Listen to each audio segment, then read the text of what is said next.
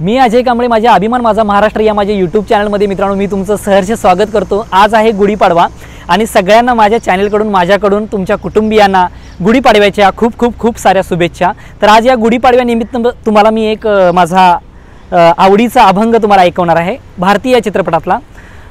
तर चला मग स्टार्ट करतो।